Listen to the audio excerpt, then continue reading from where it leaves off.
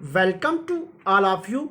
मैं अजय कुमार रावल आज आपके लिए लेकर आया हूँ संशोधित प्रश्न बैंक कक्षा 12 इतिहास विषय से टेस्ट एवं अभ्यास चैप्टर 13 महात्मा गांधी और राष्ट्रीय आंदोलन का संपूर्ण हल, आदर्श आंसर सही, साथ ही टेस्ट देने की सुविधा भी। जैसा कि आप देख पा रहे हैं आपकी स्क्रीन पर जो प्रश्न बैंक जारी किया गया है चैप्टर 13 का, इसका संपूर्ण हल हम देखेंगे। यह चैप्टर आपके लिए बहुत महत्वपूर्ण होने वाला है क्योंकि 12 अंक इस पर आवंटित किए गए हैं। 1 अंक के 4 क्वेश्चन आएंगे, 3 अंक का 1 और 5 अंक का 1 क्वेश्चन आपका वार्षिक परीक्षा में आने वाला है। तो निश्चित ही बहुत महत्वपूर्ण लेसन है आपके लिए। तो शुरू करते हैं। क्लास 12 इतिहास विषय से चैप्टर 13 महात्मा गांधी और राष्ट्रीय आंदोलन। पहला क्वेश्चन है आपका, साइमन कमीशन भारत कब आया था? तो साइमन कमीशन भारत 1928 ईस्वी में आया था। साइमन कमीशन के बारे में प्रश्न बैंक में और भी क्वेश्चन है, हम आगे चर्चा करेंगे। फीडबैक में आपको आंसर दे रखा है, नवंबर 1927 में ब्रिटिश सरकार के द्वारा सर जॉन साइमन की अध्यक्षता में भारतीय हितों की रक्षा के लिए, है ना, भारतीय हितों की रक्षा के लिए एक कमीशन अर्थात आयोग गठित किया गया था। इस कमीशन में 7 सदस्य थे।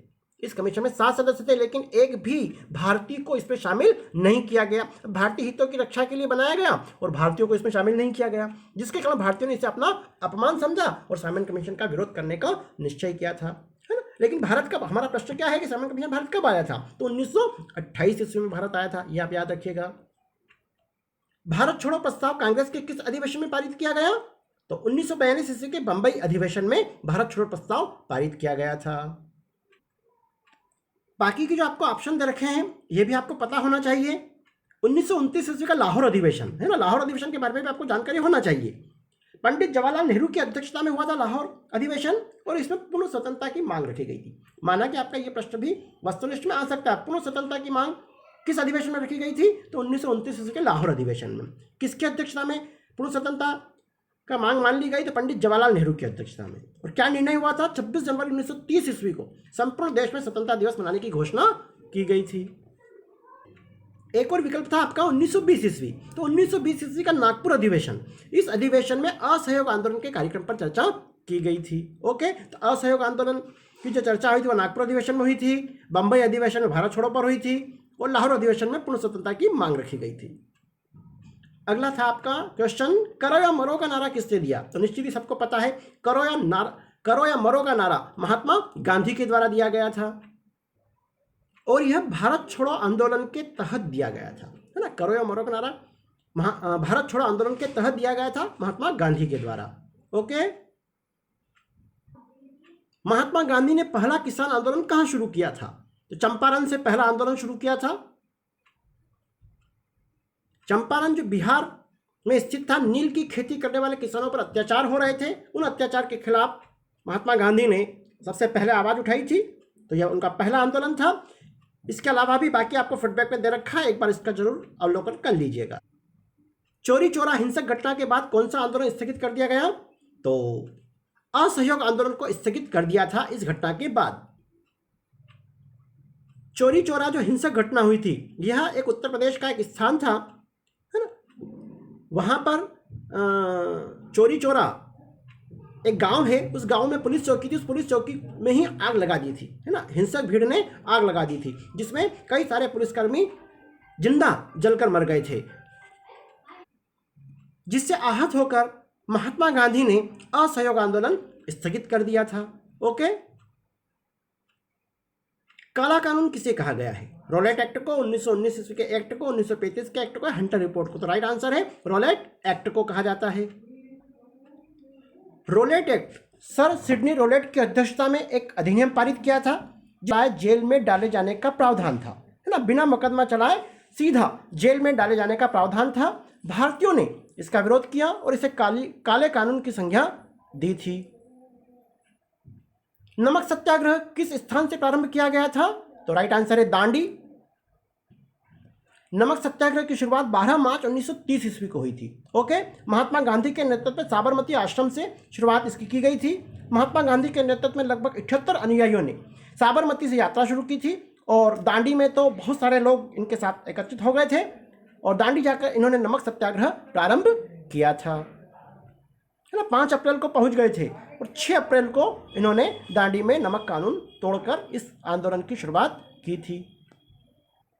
महात्मा गांधी को महात्मा सर्वप्रथम किसने कहा था? तो राइट आंसर है रविंद्रनाथ टैगोर ने कहा था। रविंद्रनाथ टैगोर आप बहुत अच्छी तरीके से जानते हैं, इन्होंने ही हमारे राष्ट्रगान की रचना की है, जन गण मन, है ना, जो ऑलरेडी हमारे स्कूलों में होता है, तो ये आपको पता होना चाहिए। दिल्ली चलो का नारा किसने दिया था? तो यह नारा दिया था सुभाष चंद्र बोस ने। वैसे सुभाष चंद्र जी का एक और प्रमुख नारा है, तुम मुझे खून दो मैं तुम्हें आज़ादी दूंगा, है ना। यह नारा भी सुभाष चंद्र बोस ने दिया था और दिल्ली चलो का नारा भी सुभाष चंद्र बोस ने दिया था। हिंद स्वराज पुस्तक किसने लिखी थी? तो हिंद स्वराज पुस्तक महात्मा गांधी के द्वारा लिखी गई है। इस पूरे पृष्ठ बैंक में आपको जो यंग इंडिया के बारे में नहीं है, लेकिन मैं आपको बता दूं, यंग इंडिया का संपादन कार्य भी महात्मा गांधी के द्वारा ही किया था। उनके जो विचार थे वह यंग इंडिया के माध्यम से आम लोगों तक पहुंचाते थे, तो यह भी आपको पता होना चाहिए। अब हम आ गए हैं नेक्स्ट, एक शब्द या एक वाक्य में उत्तर दीजिए में। ओके, प्रश्न है आपका, गांधी इरविन समझौता कब हुआ था? गांधी इरविन समझौता 5 मार्च 1931 ईस्वी को हुआ था। याद रखिएगा, 5 मार्च 1931 ईस्वी को गांधी इरविन समझौता हुआ था। अब इस समझौते में क्या हुआ था, आपका अलग से एक प्रश्न दे रखा है प्रश्न बैंक में, है ना, तो उसका आंसर भी आपको यही फीडबैक में ही उपलब्ध करवा दिया गया है, क्योंकि जो प्रश्न बैंक में कई सारे क्वेश्चन आपके वस्तुनिष्ठ में भी है और निबंधात्मक में भी दे रखे हैं, तो हमने कोशिश की है कि कम क्वेश्चन में ही आपको पूरे प्रश्न बैंक का हल मिल जाए। तो इनकी जो शर्तें थी, महात्मा गांधी के नेतृत्व में कांग्रेसी सविनय अवज्ञा आंदोलन स्थगित करने के लिए सहमत हुए। ओके, सविनय अवज्ञा आंदोलन चल रहा था और उसमें नमक कानून भी नमक सत्याग्रह भी जारी रहा था इसके अंतर्गत, तो इस आंदोलन को स्थगित करने का निर्णय लिया गया। महात्मा गांधी कांग्रेस के प्रतिनिधि के रूप में द्वितीय गोलमेज सम्मेलन में भाग लेंगे। दूसरा निर्णय यह लिया गया कि महात्मा गांधी कांग्रेस के प्रतिनिधि के रूप में द्वितीय गोलमेज सम्मेलन में भाग लेंगे। आगे प्रश्न है आपका, है ना, कि गोलमेज सम्मेलन क्यों आयोजित किए गए थे और क्यों असफल हुए, इसके बारे में हम आगे चर्चा करेंगे। सभी राजनीतिक बंदी जिनके विरुद्ध हत्या हिंसा के आरोप नहीं थे उन्हें मुक्त कर दिया जाएगा और विदेशी वस्त्रों शराबों की दुकानों पर शांतिपूर्ण धरना जारी रहेगा। समुद्र तटीय क्षेत्रों में बिना नमक कर दिए नमक बनाने की अनुमति भी प्रदान कर दी गई। जिस उद्देश्य से नमक सत्याग्रह शुरू किया गया था उसके लिए भी सहमति बन गई कि बिना कर दिए आप नमक बना सकते हैं। ओके, तो यह कुछ शर्तें गांधी इरविन समझौते के तहत हुई थी। महात्मा गांधी के राजनीतिक गुरु कौन थे? तो महात्मा गांधी के राजनीतिक गुरु गोपाल कृष्ण गोखले थे, है ना। गोपाल कृष्ण गोखले जो उदारवादी दल के प्रमुख नेताओं में गिने जाते हैं। जलियांवाला बाग की घटना कब घटित हुई? तो 13 अप्रैल 1919 ईस्वी को, है ना। अब इसके बारे में हम आगे चर्चा करेंगे असहयोग आंदोलन के कारण में, है ना, जलियांवाला बाग पर। ओके, अभी आप याद रखिएगा 13 अप्रैल 1919 ईस्वी को जलियांवाला बाग की घटना घटित हुई थी।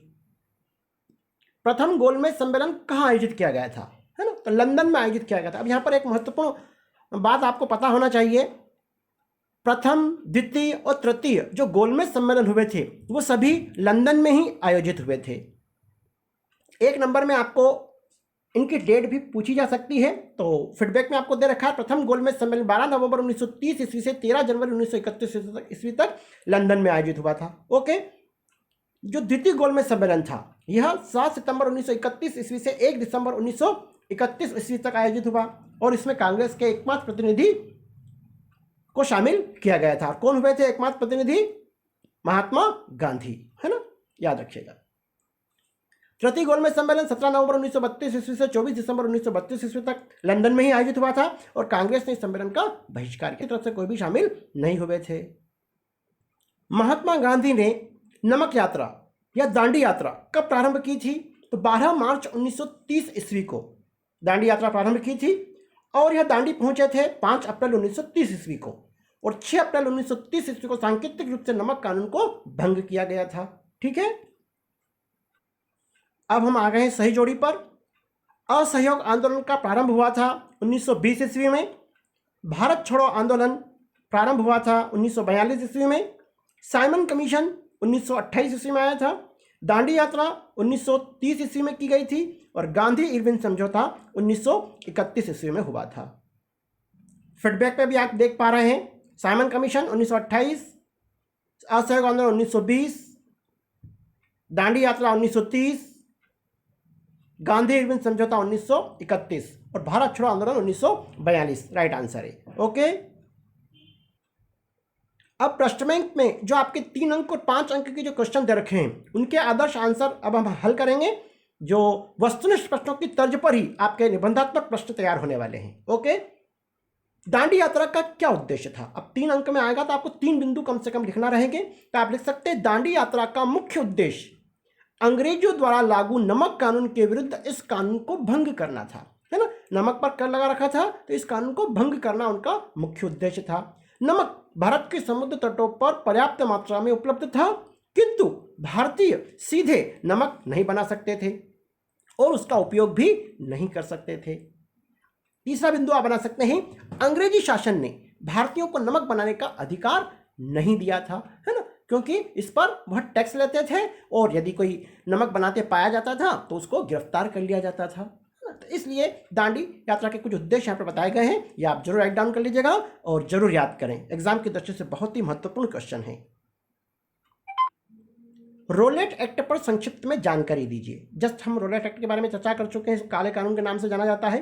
तो 3 अंक में आया है तो आपको थोड़ा सा मीटर बढ़ाना पड़ेगा। आप लिख सकते हैं, प्रथम विश्व युद्ध के पश्चात ब्रिटिश सरकार की नीतियों के परिणाम स्वरूप संपूर्ण भारत में असंतोष एवं नाराजगी थी। उस पर अंकुश लगाने के लिए अंग्रेजों ने सर सिडनी रोलेट को नियुक्त किया।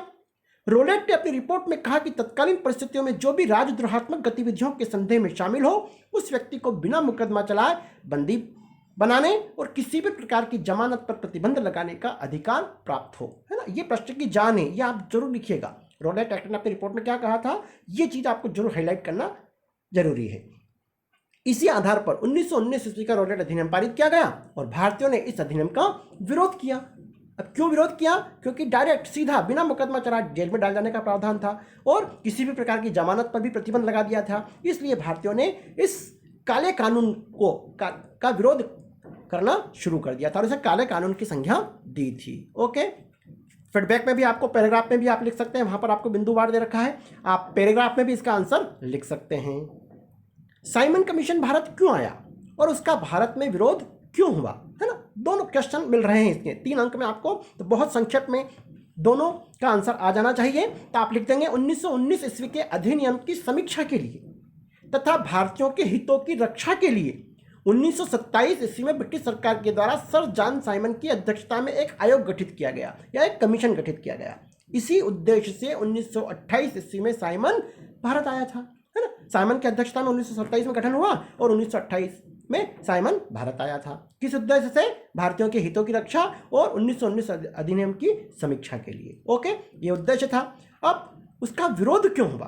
तो भारत में इसका प्रबल विरोध हुआ, काले झंडे दिखाए गए, जगह जगह रास्ता रोका गया, साइमन वापस जाओ के नारे लगाए गए। साइमन कमीशन के विरोध का मुख्य कारण था इस कमीशन के सदस्यों में एक भी भारतीय को नहीं लिया गया था, जिसके कारण भारतीयों ने इसे अपना अपमान समझा। ओके, यह बहुत अच्छा प्रश्न है, आप इसको जरूर अच्छी तरीके से याद कर लीजिएगा। अगला क्वेश्चन है आपका, खिलाफत आंदोलन क्या था? तो खिलाफत आंदोलन 1919-20 का मोहम्मद अली और शौकत अली के नेतृत्व में भारतीय मुसलमानों का एक धार्मिक आंदोलन था, है ना। भारतीय मुसलमान अंग्रेजों से नाराज थे। क्यों थे? इस आंदोलन में भारतीय मुसलमानों ने ब्रिटिश सरकार से आह्वान किया था कि तुर्की सुल्तान और खलीफाओं को किसी प्रकार का कोई नुकसान न हो, क्योंकि भारतीय मुसलमान की भावनाएं उनसे जुड़ी हुई है। कांग्रेस ने भी इस आंदोलन का समर्थन किया और गांधी जी ने इसे असहयोग आंदोलन के साथ मिलाने की कोशिश की, है ना। आपका आगे प्रश्न बनेगा असहयोग आंदोलन के कारण, उसमें खिलाफत आंदोलन भी एक कारण है। ओके, तो ये आप खिलाफत आंदोलन के तहत लिख सकते हैं। अगला क्वेश्चन है आपका, चरखे को राष्ट्रवाद का प्रतीक क्यों चुना गया, है ना। चरखे को ही राष्ट्रवाद के प्रतीक के रूप में क्यों बताया गया? तो महात्मा गांधी के अनुसार चरखा गरीबों को पूरक आमदनी प्रदान करके उन्हें आर्थिक रूप से स्वावलंबी बना सकता था। महात्मा गांधी के अनुसार क्या था कि चरखा गरीबों की पूरक आमदनी प्रदान कर सकता है और आर्थिक रूप से उनको स्वावलंबी बना सकता है। उनका मानना था कि धन का केंद्रीकरण कुछ ही लोगों के हाथों में नहीं बल्कि सभी के हाथों में होना चाहिए, है ना। गांधी जी का मानना था कि आधुनिक युग में मशीनों ने मानव को गुलाम बनाकर श्रम को हरा दिया है और मशीनों ने गरीबों को रोजगार छीन लिया है। मशीनों ने गरीबों का रोजगार छीन लिया है, जबकि चरखा राष्ट्र को नया जीवन प्रदान करेगा। चरखा जो सामान्यतः हर घर में हो सकता है, तो यह नया जीवन प्रदान कर सकता है गरीबों को भी। यह मशीनरी का प्रयोग सर्वाधिक गरीब लोगों के लिए उनकी झोपड़ी में करता है ना। चरखा जो सामान्यतः हर झोपड़ी में मिल जाता है, हर घर में मिल जाता है, तो चरखा अपने आप में मशीनरी का एक उत्कृष्ट नमूना है ना। एक उत्कृष्ट नमूना माना जाता है चरखे को। चरखा जनसाधारण से संबंधित था और आर्थिक प्रगति का प्रतीक था, इसलिए राष्ट्रवाद का प्रतीक माना जाता है। इस प्रकार आप इसको पैराग्राफ में या बिंदुवार भी लिख सकते हैं। अच्छा प्रश्न है, महत्वपूर्ण है और एग्जाम में आने के पूरे चांस है। अगला क्वेश्चन है आपका, नमक कानून स्वतंत्रता संघर्ष का महत्वपूर्ण मुद्दा क्यों बन गया? या तो प्रश्न जो लिखा है यह आ जाएगा, या महात्मा गांधी द्वारा विरोध के प्रतीक के रूप में नमक का चयन ही क्यों किया गया? प्रश्न बैंक में क्वेश्चन दे रखा है, तो दोनों ही क्वेश्चन का आंसर लगभग एक ही बनेगा। इन्हीं बिंदुओं पर आप अपनी कलम चला सकते हैं। नमक को ही क्यों चुना गया? आप लिख सकते हैं, नमक कानून ब्रिटिश सरकार का एक घृणित कानून था। इसके अंतर्गत नमक के उत्पादन और विक्रय पर राज्य का सर्वाधिकार स्थापित था, है ना। नमक पर कर लगा रखा था और वह कर भी बहुत ज्यादा था। नमक प्रत्येक परिवार के भोजन का एक अपरिहार्य अंग था, है ना। नमक के बिना किसी भी परिवार के भोजन की कल्पना नहीं की जा सकती। लेकिन भारतीय लोग अपने घरेलू प्रयोग के लिए भी स्वयं नमक नहीं बना सकते थे। नमक होते हुए भी वो स्वयं नहीं बना सकते थे, क्योंकि उस पर टैक्स देना पड़ता था और यदि नमक लेने जाते थे तो उनको जेल हो सकती थी। नमक कानून के कारण भारतीय लोगों को मजबूरन ऊंचे दामों पर नमक दुकानों से खरीदना पड़ता था, है ना। नमक उपलब्ध होने के बाद भी दुकानों से उनको खरीदना पड़ता था, कई सारा टैक्स देकर। ब्रिटिश सरकार ने नमक कानून लागू करके भारतीयों को सरलता से उपलब्ध ग्राम उद्योग से वंचित कर दिया था, है ना। जो ग्राम उद्योग था, नमक बनाने घर पर ही बहुत आसानी से बनाया जा सकता था, लेकिन ब्रिटिश सरकार ने नमक कानून लागू करके भारतीयों को सरलता से उपलब्ध ग्रामोद्योग से वंचित कर दिया था। महात्मा गांधी नमक का विरोध का प्रतीक बनाकर राष्ट्रीय आंदोलन में जनसाधारण का अधिकाधिक सहयोग प्राप्त करना चाहते थे, क्योंकि नमक से हर व्यक्ति जुड़ा हुआ था, है ना। आम से लेकर खास, अमीर से लेकर गरीब, तो सबका जनसाधारण को आकर्षित करने के लिए उन्होंने नमक को ही चुना। ओके, अच्छा प्रश्न है, महत्वपूर्ण है। इस प्रकार के प्रश्न भी एग्जाम में आते हैं। महात्मा गांधी ने खुद को आम लोगों जैसा दिखाने के लिए क्या किया? आम लोगों जैसा दिखाने के लिए क्या करा उन्होंने? जन सामान्य से जुड़ने के लिए साधारण सी धोती पहनना शुरू कर दी। सबसे महत्वपूर्ण कार्य उन्होंने, जब भारत में आए वो, तो उन्होंने यहाँ की जब गरीबी देखा कि यहाँ का आम व्यक्ति कितना गरीब है ना। पहनने के लिए कपड़े नहीं है, 2 टाइम का भोजन नहीं कर सकता है, तो इसलिए उन्होंने त्याग करा। सबसे पहले साधारण सी धोती पहनना शुरू कर दी। वो भी आधी धोती पहनते थे वो, है ना, पूरी फुल धोती नहीं पहनते थे, सिर्फ शरीर को ढकने के लिए। इसलिए उन्होंने सबसे पहले साधारण धोती पहनना शुरू कर दी। अपना सिर मुंडवा लिया, जो आम जनता के लिए त्याग और तपस्या का प्रतीक बन गया, है ना। सिर भी मुंडवा लिया था ताकि वह त्याग और तपस्या के प्रतीक के रूप में आम व्यक्ति से जुड़ जाए। वह अपना काम स्वयं करने लगे और लोगों को भी प्रेरणा देने लगे। अपना काम स्वयं करते थे और फिर लोगों से भी यही आह्वान करते थे कि अपना काम स्वयं करना चाहिए।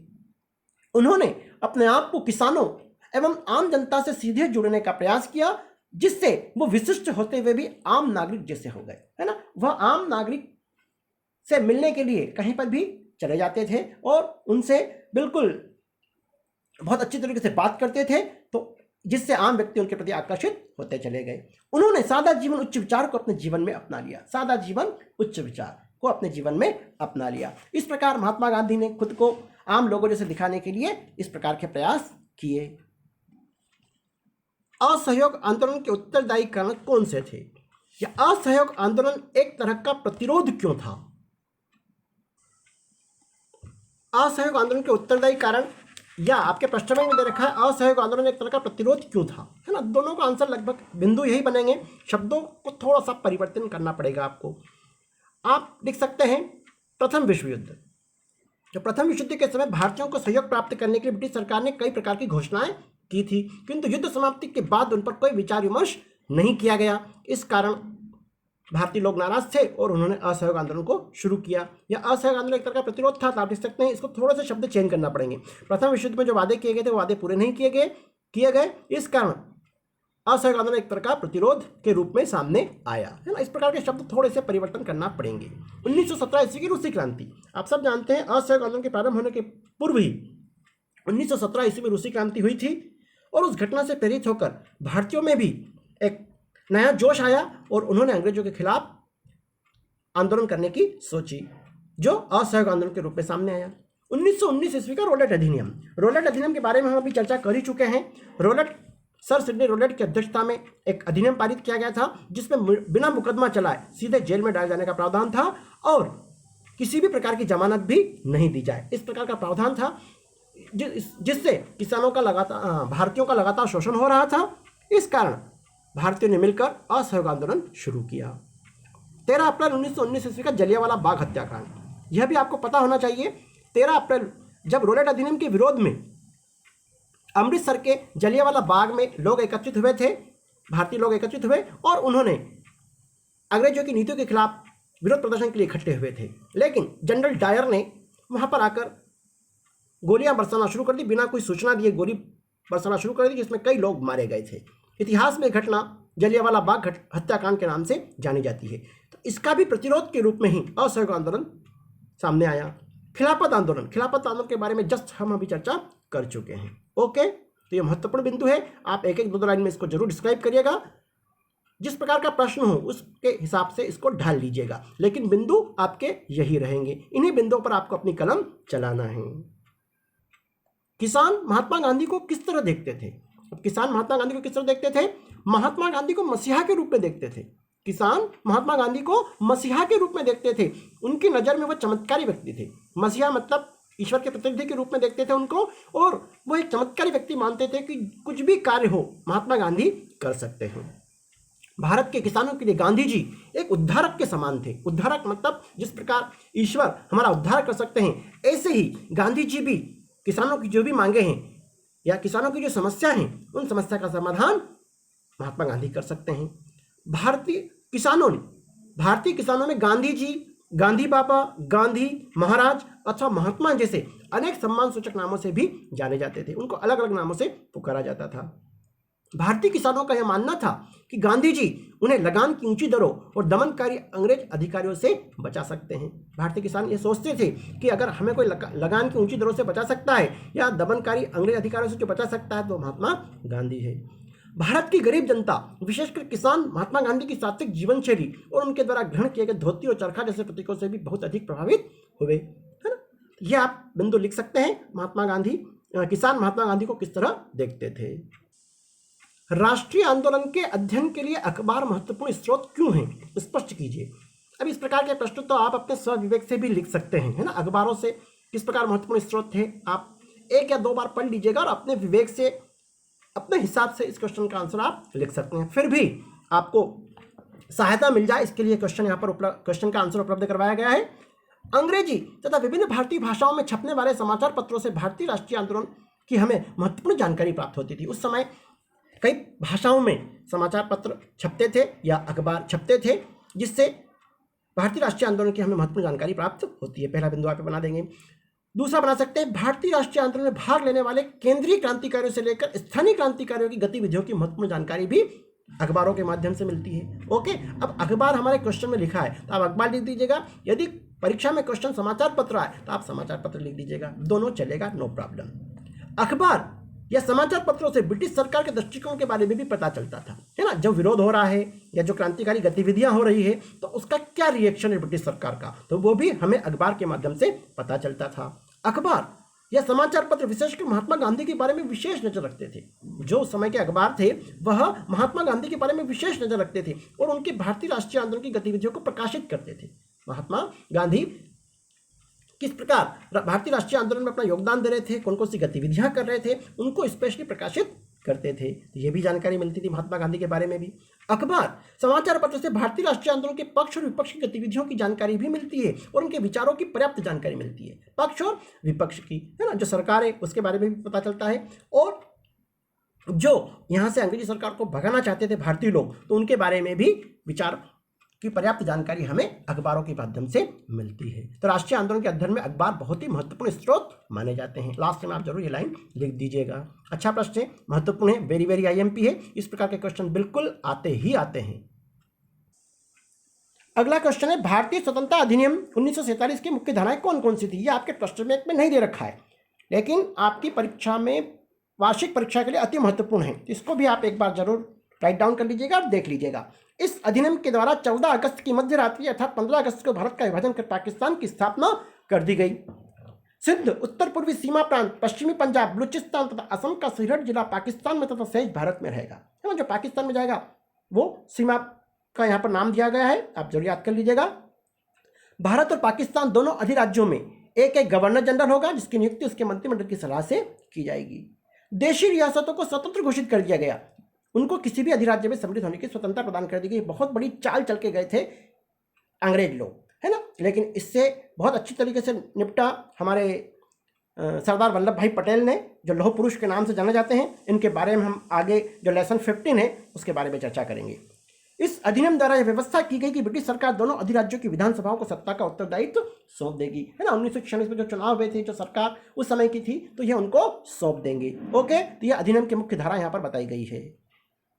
फीडबैक में आपको बता रखा है, भारतीय स्वतंत्रता अधिनियम 14 जुलाई 1947 ईस्वी को इंग्लैंड की संसद द्वारा पारित कर दिया गया था, जिसे 18 जुलाई 1947 को शाही अनुमोदन प्राप्त हुआ। है ना, द्वितीय गोलमेज सम्मेलन क्यों बुलाया गया और यह क्यों विफल हुआ, यह आपके प्रश्न बैंक पे क्वेश्चन दे रखा है। तो द्वितीय गोलमेज सम्मेलन जो लंदन में 7 सितंबर 1931 ईस्वी से 1 दिसंबर 1931 तक आयोजित हुआ था। द्वितीय गोलमेज सम्मेलन का आयोजन करने का उद्देश्य गांधी इरविन समझौते के तहत जो बातें हुई थी उसको और आगे बढ़ाना था। उस उद्देश्य से यह सम्मेलन बुलाया गया था। है ना, अब इस सम्मेलन के विफल होने के कारण क्या है, तो आप लिख सकते हैं, इस सम्मेलन में गांधी जी ने भारतीय राष्ट्रीय कांग्रेस को संपूर्ण भारत का प्रतिनिधित्व करने वाली पार्टी बताया। मुस्लिम लीग के भी नेता थे, तो मुस्लिम लीग का दावा था कि वह अल्पसंख्यक मुस्लिमों के हितों की रक्षक है। इसी प्रकार देशी राज्यों के राजाओं का कहना था कि कांग्रेस उसके नियंत्रण वाले भूभाग का प्रतिनिधित्व नहीं करती। और डॉक्टर भीमराव अंबेडकर ने गांधी जी के दावे का विरोध करा और इस बात पर जोर दिया कि भारतीय राष्ट्रीय कांग्रेस निचली जातियों या दलित जातियों का प्रतिनिधित्व नहीं करती। इस प्रकार गोलमेज सम्मेलन में जो अलग अलग दलों के जो नेता आए थे वह किसी भी एक मत पर एक न हो सके। तो इस प्रकार गोलमेज सम्मेलन में सांप्रदायिक समस्या के कारण किसी भी प्रकार का हल नहीं निकल सका और यह सम्मेलन विफल रहा। है ना, यह आपके प्रश्न बैंक में दे रखा है, तो आप इसको भी जरूर देख लीजिएगा। लाल बाल पाल कौन थे, इनकी भारतीय स्वतंत्रता संग्राम में क्या भूमिका थी। वेरी वेरी आईएमपी क्वेश्चन है, इस प्रकार के क्वेश्चन एग्जाम में पूछे जाते हैं। लाल बाल पाल के नाम से लाला लाजपत राय, बाल गंगाधर तिलक और विपिन चंद्र पाल प्रसिद्ध थे। ओके, भारतीय राष्ट्रीय आंदोलन में इन तीनों का महत्वपूर्ण योगदान रहा है। लाला लाजपत राय, आप एक एक दो लाइन में इनका वर्णन भी कर सकते हैं। भारतीय राष्ट्रीय आंदोलन के गरम दल के नेताओं में प्रमुख थे। इन्हें पंजाब केसरी के नाम से जाना जाता था। 1905 के बंगाल विभाजन को रद्द कराने में इनका महत्वपूर्ण योगदान है। और साइमन कमीशन के विरोध में लाठीचार्ज में यह बुरी तरह से घायल हुए थे और इनकी मृत्यु हो गई थी, तो इनका योगदान भी अविस्मरणीय है। बाल गंगाधर तिलक, तो बाल गंगाधर तिलक भारतीय राष्ट्रीय आंदोलन के गरम दल के प्रमुख नेताओं में थे।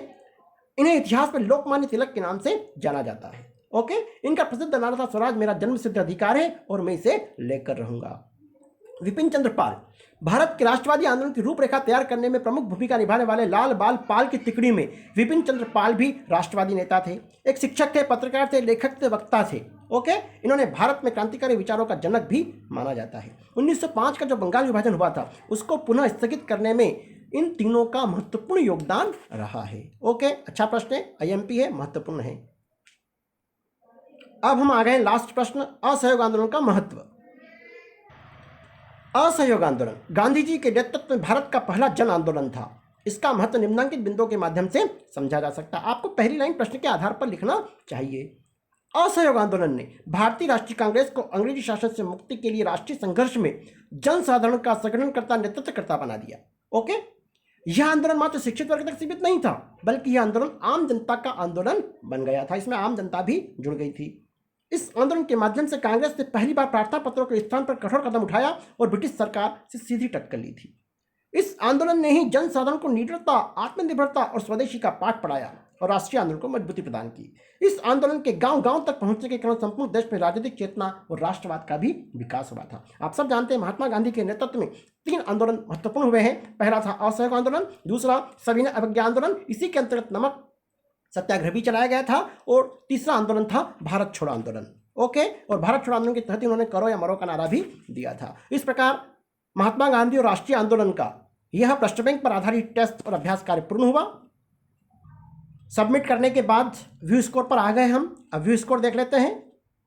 जैसा कि आप देख पा रहे हैं 100% अंक अर्जित कर चुके हैं। तो निश्चित ही जो अभी हमने प्रश्नों के आंसर देखे हैं वो सभी सही है और ये आदर्श आंसर आपके लिए बहुत ही उपयोगी साबित होंगे वार्षिक परीक्षा के लिए, क्योंकि वार्षिक परीक्षा में इसी प्रश्न बैंक से ही क्वेश्चन आपके आने वाले हैं। इसी प्रकार आप 11th एवं 12th के NCERT से संबद्ध इतिहास के चैप्टर वाइज प्रश्न बैंक पर आधारित टेस्ट श्रृंखला आप देख सकते हैं और इनका अवलोकन जरूर करें और मेरे YouTube channel your destination with Ajay Rawal को जरूर सब्सक्राइब करें ताकि लेटेस्ट वीडियो की सूचना आपको समय पर मिल सके। और वीडियो पसंद आया हो तो लाइक एंड शेयर जरूर करें और आपके कोई सुझाव हो तो मुझे कमेंट बॉक्स में जरूर बतावें। धन्यवाद। जय हिंद।